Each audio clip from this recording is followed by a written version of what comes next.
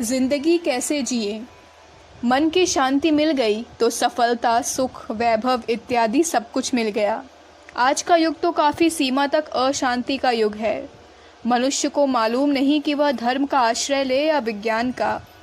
पुरातन मूल विश्वास, धारणाएं काफ़ी हद तक प्राण शून्य हो चुकी हैं और उनका स्थान भी अन्य मूल विश्वासी और धारणाओं ने जमकर स्पष्ट रूप में नहीं लिया है। आजकल तो मानो सब कुछ अस्थिर है। रूढ़िगत धर्म में विश्वास तो बहुत पहले से ही जा चुका था, किंतु आज तो विज्ञान की उपादेयता में भी काफ़ी संदेह किया जाता है। विज्ञान का संबल तो वैसे भी नहीं लिया जा सकता, क्योंकि इसका कार्य मूल्य निर्धारण तो है ही नहीं। रोटी की समस्या भी काफ़ी कठिन हो गई है। परिवार को पालन के लिए बड़े छोटे सभी को किसी न किसी प्रकार का कार्य धनोपार्जन के लिए करना पड़ता है। संबंधियों में आपस में वह स्नेह अनुराग भी नहीं रहा जो कदाचित पहले के समय में रहता हो।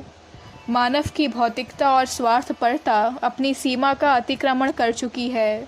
सहृदयता, सहानुभूति, सहिष्णुता, उदारता इत्यादि की सद्वृत्तियाँ मानो लोप हो रही हैं। आज पैसा ही पैगंबर बन गया है। इस पैसे की दौड़ में हम अपने शरीर, शांति, स्नेह, किसी की भी तनिक परवाह नहीं करते। ना तो हमें अपनी आरोग्यता का ख्याल रहता है और ना हमें अपनी बीवी बच्चों के प्रति ही अनुराग प्रदर्शित करने का समय है। काम वासना की भावना के प्रचार और प्रसार ने भी हमें काफ़ी हद तक पथभ्रष्ट किया है। आज के उपन्यास इस भावना को उत्तेजित करने में काफ़ी सीमा तक सफल हुए हैं। आज के युवक को जीवन में रोमांच चाहिए, कुछ गर्म, रंगीन, सुगंधित वातावरण। अपने चारों ओर युवतियों को अपने जाल में फंसाना तो उसकी एक प्रिय हॉबी हो गई है। आप कहीं भी चले जाएं, क्लब में, स्टाफ रूम में, साहित्य गोष्ठी में, सेक्स की चर्चा ही प्रधान रूप से मिलेगी। कहने का अर्थ यह है कि आज चारों ओर अशांति, अविश्वास, शुष्कता का साम्राज्य है। मन की अशांति को दूर करने के निम्नलिखित 5 साधन हैं। परिस्थिति के अनुरूप अपने को ढालना, शरीर का पूरा पूरा ध्यान रखना, स्वार्थ केंद्रित न रहना, आशावादी होना, परम सत्ता के न्याय में विश्वास रखना। प्रथमतः हमें चाहिए कि हम अपने आप को परिस्थिति के अनुरूप ढालें और जिस परिस्थिति में हों उससे असंतोष या घृणा न प्रकट करें। दिन कभी एक से नहीं रहते, पथ कभी सम होता है, कभी विषम। हमें चाहिए कि हम दुख के विम पथ पर धैर्य न खो बैठें। प्रत्येक परिस्थिति की अपनी अपनी हानि होती है और अपना अपना लाभ। संसार की कोई भी ऐसी परिस्थिति नहीं जिसका कुछ न कुछ लाभ न हो। हमें लाभ की ओर ही ध्यान देना चाहिए। जिन मजदूरों को मिट्टी में कार्य करना पड़ता है, स्वास्थ्य भी तो उन्हीं का बढ़ता है। मेरा कहने का तात्पर्य यह नहीं कि हमें परिस्थिति को बदलने या अनुकूल बनाने का प्रयत्न नहीं करना चाहिए। ज्ञान तो केवल यही है कि हमें प्रतिकूल परिस्थिति में हिम्मत नहीं खो बैठनी चाहिए, और जब हम देखें कि परिस्थिति में तब्दीली आती ही नहीं तो हमें उस परिस्थिति से संतोष करना चाहिए।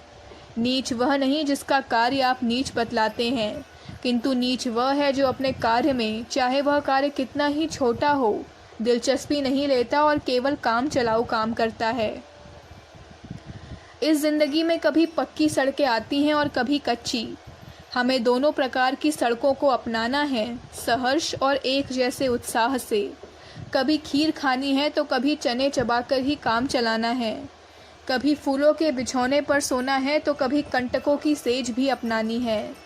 शांति प्राप्त करने का यही प्रथम साधन है कि हम अपने को प्रतिकूल परिस्थिति में विचलित न होने दें। दूसरा साधन है शरीर की सुरक्षा। शरीर को स्वस्थ, सुरम्य बनाना तो हमारा प्रथम धर्म है। यदि शरीर में कोई विकार उत्पन्न हो गया तो मन तो अपने आप विकारग्रस्त हो जाएगा। हम भारत के लोग आत्मा आत्मा का तो नारा अवश्य लगाते रहते हैं, किंतु तन का विशेष ख्याल नहीं रखते। शरीर के स्वस्थ रहने पर ही आत्मा स्वस्थ रहेगी। शरीर को स्वस्थ रखने के लिए यह परम आवश्यक है कि हम यथाशक्ति कार्य करें और अधिक पैसा कमाने या विकास का अधिक आनंद लेने के धुन में शरीर का क्षय ना करें। कार्य करने के समय कार्य करें और खेलने के समय खेलें। मन बहलाने के साधनों का पर्याप्त एवं उचित प्रयोग करें। चिंता तो शरीर के लिए घोर अनिष्टकारी है, इसका त्याग भी परमावश्यक है। जो शरीर औषधियों का गुलाम बन जाता है वह कभी भी निरोग नहीं रह सकता और न पूर्ण रूप से कार्य कर सकता। हमें शुद्ध चीज़ों का ही सेवन करना चाहिए।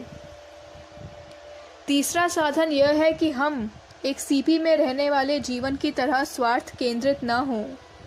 सदा अपने स्वार्थ की ही बात नहीं सोचनी चाहिए, समाज राष्ट्र का भी ख्याल करना चाहिए।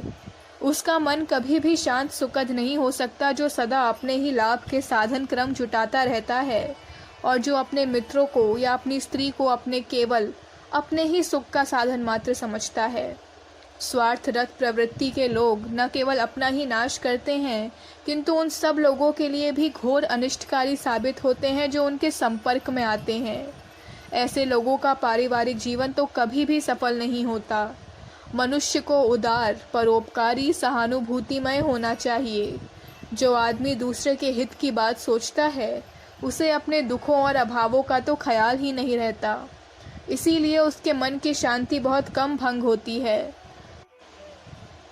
जो लोग अपने कमरों में अपने सिरों को झुकाए मुंह फुलाए बैठे रहते हैं और दूसरों से विचार विनिमय करने के लिए बहुत कम अपने घरों से बाहर निकलते हैं, उनका सुखी और शांत रहना काफ़ी दुष्कर है। मनुष्य सामाजिक प्राणी है।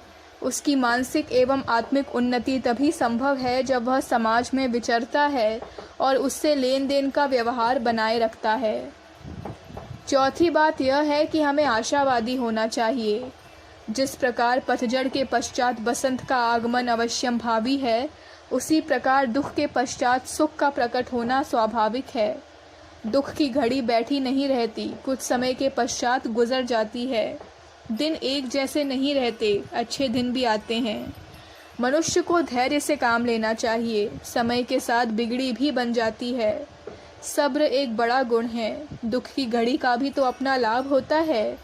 वह हमारे व्यक्तित्व का परिमार्जन करती है, हमारी योग्यताओं को अभिव्यक्ति का अवसर देती है। भीषण से भीषण आपत्ति का भी कुछ न कुछ लाभ अवश्य हो सकता है।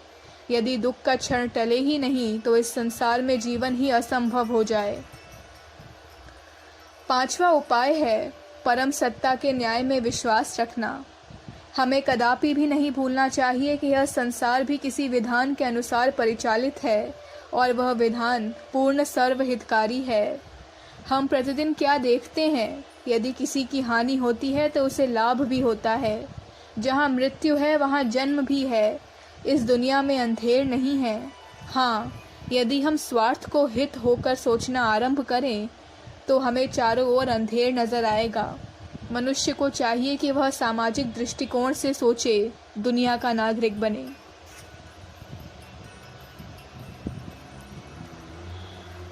अखंड ज्योति, सितंबर 1959, पृष्ठ संख्या 13, 14, 15।